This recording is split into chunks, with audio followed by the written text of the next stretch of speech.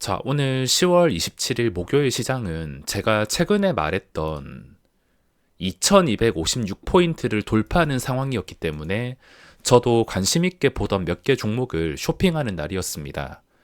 정말 오랜만에 스윙 목적으로 접근한 것 같은데 과연 이 반등이 얼마나 갈지는 모르겠지만 주봉과 월봉으로 봤을 때 여기서 완전히 탈출될 거라는 보장은 없습니다.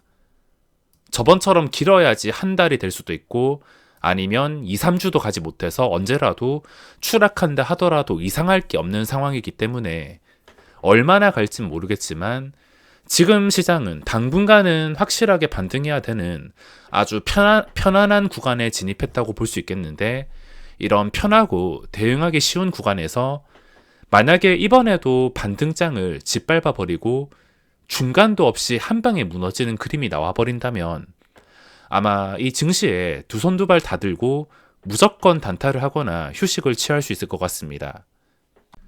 지금 구간이 왜 편한지에 대해서 설명을 드리자면 지금 상태에서 하루 이틀 하락은 오히려 눌림 매수 기회로 판단할 수가 있다는 겁니다.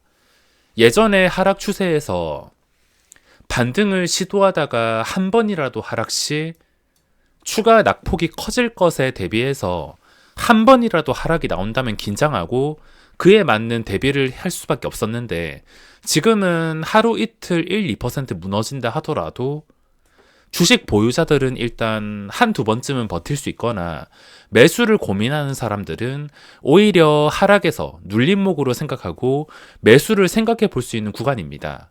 물론 하루에 1, 2% 하락이 아니라 3, 4%그 이상 좀 심할 정도로 하락이 나온다면 상황은 달라지겠지만 잔잔한 1, 2%의 하락은 아무렇지도 않은 구간까지 편한 구간에 진입했다고 생각하시면 되겠습니다. 어차피 지금 반등을 계속 이어나갈 것이면 하락이 한두 번 나온다 하더라도 빠른 시일 이내에 하락폭을 빠르게 채워줄 것이기 때문에 그 하락폭을 채워줄 수 있는지 없는지를 판단하면서 대응만 해주면 되는 구간이기 때문에 아주 쉬운 시장이라 볼 수 있겠습니다. 그리고 수급 면에서 보면 금융투자가 또 대량 매수가 들어오고 있는데 이게 다시 나가면서 충격을 줄 수 있지만 앞에서 말씀드렸듯이 한두 번 충격을 받는다 하더라도 상관없는 자리입니다. 게다가 더 중요한 것은 외국인의 순매수가 계속 꾸준하게 들어오고 있다는 것. 만약에 외국인의 매도가 나오는데 금융투자만 들어온다면 수급이 좀 의심스럽겠지만 외국인이 받쳐준다는 것. 이게 가장 중요합니다. 외국인이 받쳐주는 게 정말 중요하고 그 다음은 금융투자 수급이 하락에서는 황금선 아래에서 계속되는 하락 추세에서는 금융투자의 순매수를 악재로 볼 수 있지만 지금은 외국인이 받쳐준다면 어차피 단타로 나갈 수급이라는 것은 알지만 크게 신경을 쓸 필요는 없다고 보고 있습니다. 그리고 수급 면에서도 나쁘지 않고 이제 기준가를 2256포인트 정도로 잡으면 대응이 수월해지겠는데 만약에 내려가서 2256포인트를 깨버린다 하더라도 하루 이틀 만에 다시 돌아온다면은 반등장을 이어가겠다는 뜻으로 풀이할 수가 있으며 이 반등장을 이어가게 된다면 스윙으로 접근할 만한 종목들이 나오면서 스윙으로 짭짤한 수익을 기대할 수가 있다는 게 이런 시장의 장점이라고 할 수 있겠습니다. 그러니까 영상 제목처럼 이번에 제대로 살려야 되는데 장기간 살리기엔 아직 많이 부족한 자리에 있지만 이번 단기간 한 달 정도만큼은 제대로 살려야 되는데 이걸 살리지 못하고 또 한 방에 나스닥이 4%씩 무너진다든지 코스피도 한 방에 3%씩 무너진다든지 그런 상황이 된다면 변동성에 적응하지 못하고 두 손 두 발 다 들고 포기할 것 같습니다. 자, 증시가 이렇게 반등이 나오고 있지만 내가 가진 종목에서는 반등이 안 나올 수가 있습니다.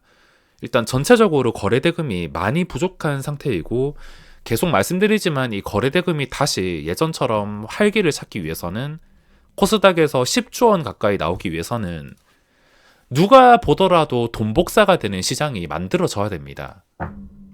그런 장이 오는 게 아니고선 이미 등 돌린 돈이 너무 많기 때문에 거래대금이 살아나기에는 당분간은 부족해 보일 것으로 생각을 하고 있습니다.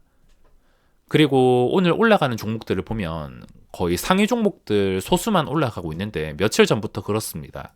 삼성전자 올라가고 특히나 LG에너지솔루션 이게 지수를 끌어서 올라가고 하이닉스는 무너지고 그리고 오늘 삼성 SDI가 7% 정도 상승이 나오고 있습니다.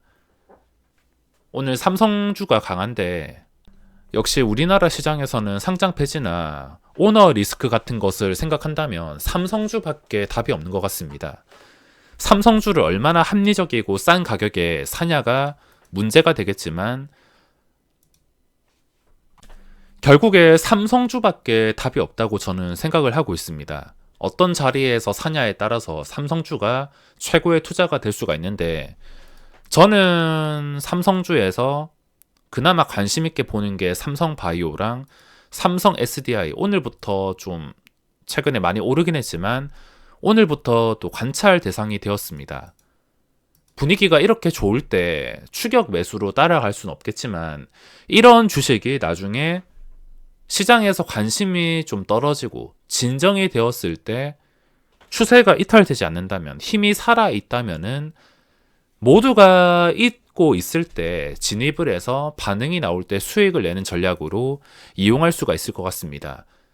무슨 말이냐면 일단은 이 상승세가 진정이 되고 모두에게 잊혀져야 되는데 현대로템을 예시로 보면 되겠습니다. 현대로템도 이때는 정말 강했다가 지금은 사람들한테 잊혀질 만큼 거래량도 줄고 추세가 망가졌습니다. 삼성 SDI도 매수를 하기 위해서는 사람들한테 잊혀지는 시간이 필요한데 최소 한 달에서 두 달 정도 거래량이 줄면서 잊혀졌는데 추세가 멀쩡하다면 그때 진입하는 걸로 계획을 세울 수가 있겠습니다. 대신에 잊혀졌는데 현대로템처럼 추세가 안 좋으면 안 됩니다. 현대로템은 현재 추세가 안 좋은데 딱 보더라도 황금선을 회복해주는 구간이 없습니다.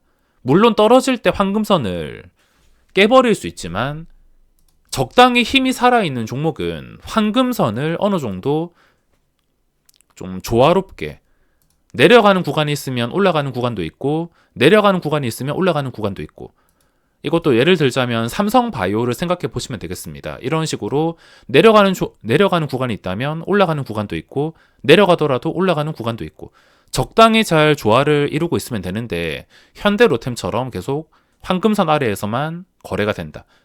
이거 자체가 힘이 없다는 뜻이며 반등이 나온다 하더라도 밑에서 잡아당기는 힘이 아주 강할 것입니다.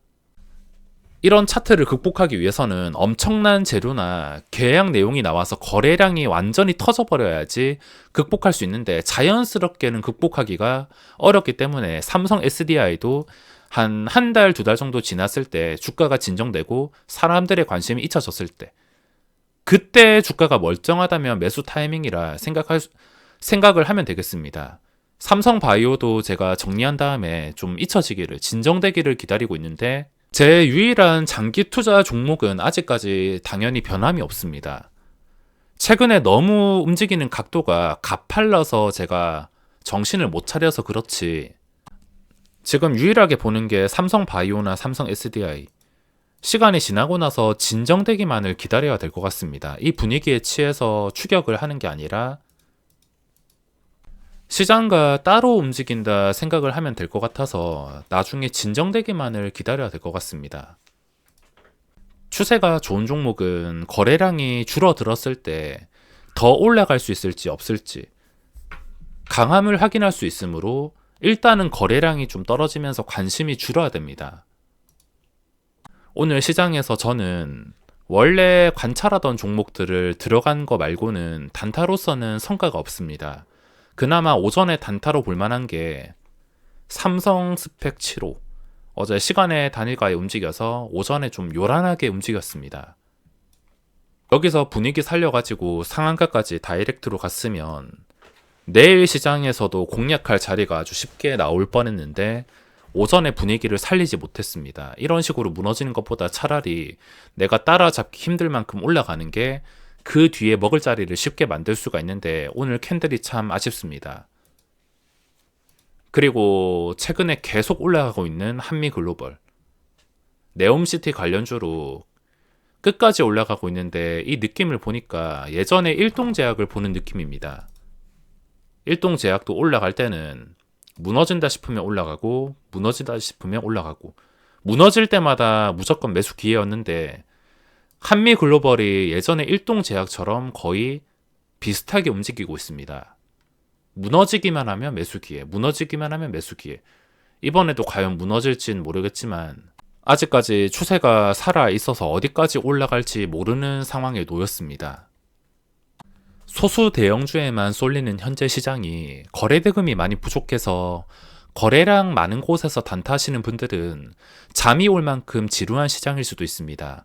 저도 단타를 치면 9시 초반에만 계획했던 곳에서만 단타를 하는 게 전부며 시장이 이렇게 반등한다 하더라도 장중에 단타는 자제하는 게 좋을 것 같습니다. 자, 그럼 오늘 영상은 여기서 마무리하겠습니다.